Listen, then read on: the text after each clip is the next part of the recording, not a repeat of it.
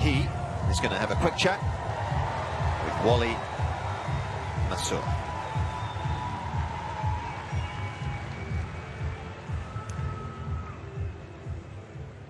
Well, Novak, welcome back.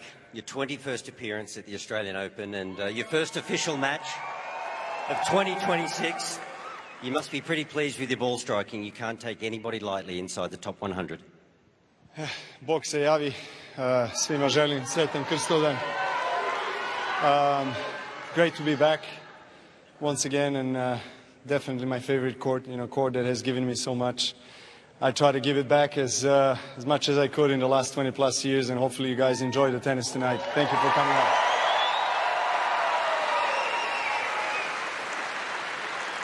Novak, I'm sure you're well aware of it, but I just want to inform the crowd, this is Novak's 100th win at the Australian Open.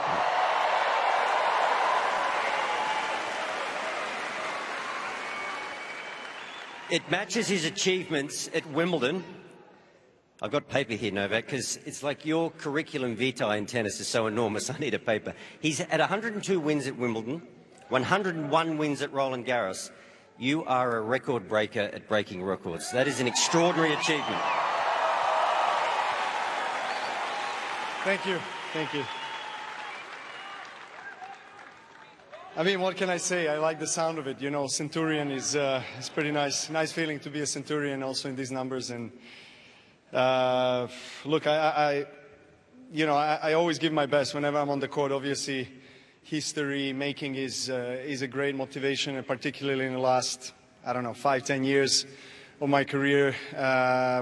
Once I got myself in a position that I could, eventually create history, obviously I was even more inspired to play the best tennis, and that's what I've done. And I was very fortunate early on in my career to encounter some people that taught me and guided me to play the long shot, so to say, with my career. Not to burn out too quickly.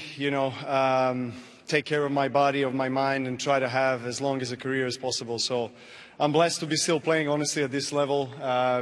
Making another win tonight here is obviously a dream come true. So thank you all for witnessing it.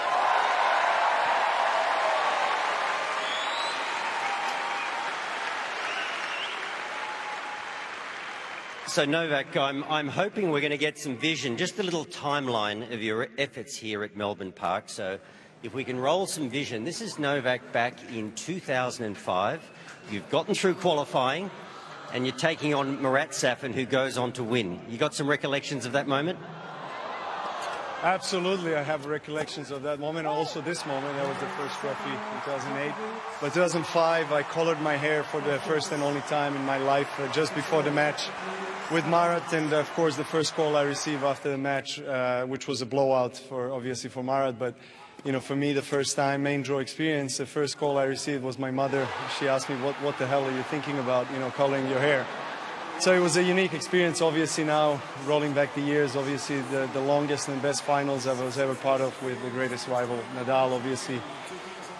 It feels good commenting, actually.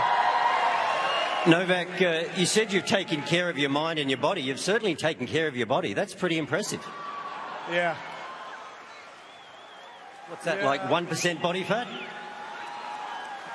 I wish I could bring back that body, to be honest, Don't we all? Not for the beach, not for the looks, but for the functionality on the court. I think it served me well. I mean, I'm happy with my body so far. Although, things are different 15 years later, but nevertheless, can I keep on speaking? Thank you. Sorry. I'm speaking about my body, so I get excited, you know what I mean? I'm getting excited. No. Oh, actually, I mean, thank you, but no. Speaking of which, did I say I like my body? Okay. But, Novak, tennis has given you so much, but you've put everything that you've got to become the best player that you can possibly be. It's such an achievement. Is there any time for reflection? Do you ever sit down and think, how did I get here? How did I manage all of this? Yes and no. Yes, it does come more often to my mind, I think, in the last couple of years.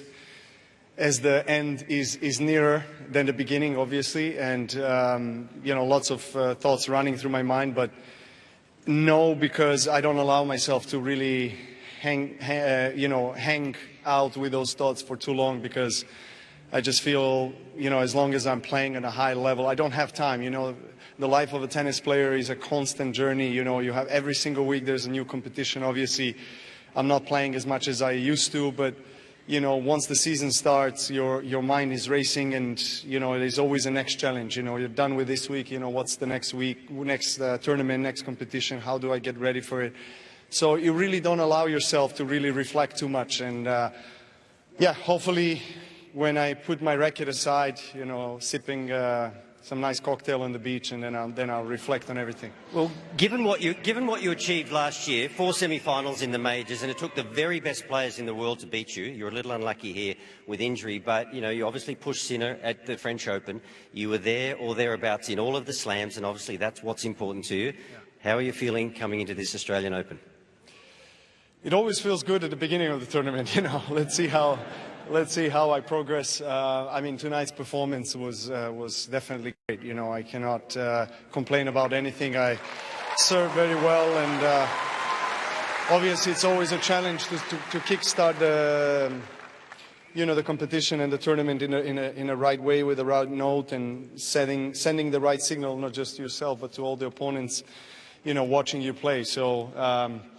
You know, now I have a couple of days without a match, recover my body. I'm using every hour that I can to get my body recovered and in shape for the next challenge. So, you know, let's hope for the best. Well, mate, congratulations on tonight, and we look forward to you progressing through the event. Thank you.